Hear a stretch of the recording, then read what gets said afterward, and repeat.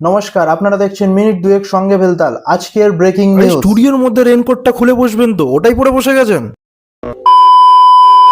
এই মুহূর্তে বৃষ্টি নিজেই ফোন করে জানিয়েছেন যে ঘাটালের কিছু জরুরি কাজে আটকে যাওয়ার কারণে তিনি আজ আমাদের নিউজ চ্যানেলে উপস্থিত হতে পারেননি এবং তার কারণে তিনি আমাদের নিউজ চ্যানেলের মাধ্যমে সবার কাছে তার বার্তা ছড়িয়ে দিতে চেয়েছেন।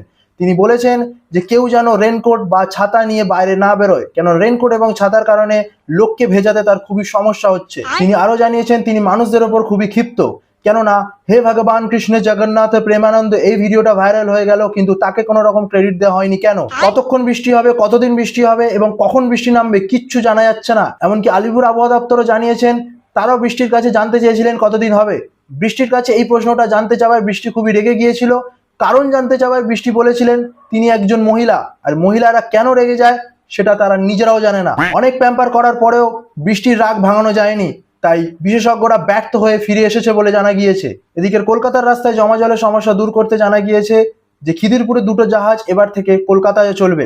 আর অলিগলির জল জমার সমস্যা দূর করতে সরকারি দপ্তর জানিয়েছেন যে অলিগলিতেও অনেক ছোটখাটো নৌকার ব্যবস্থা করা হবে। নৌকো চালকের জন্য অনেক ম্যান পাওয়ারের প্রয়োজন পড়বে, তাই যারা যারা এই জবের জন্য ইন্টারেস্টেড, যারা অ্যাপ্লাই করতে চান তারা ওপরে দেওয়া ইমেল আইডির মাধ্যমে নিজের অ্যাপ্লিকেশন ফর্ম জমা দিতে পারেন। ইমেল আইডি হলো nojob@bekarotto.com। আজকের জন্য এইটুকুই, দেখা হচ্ছে পুজোর প্যাচপ্যাচে কাদা এবং বৃষ্টির সাথে।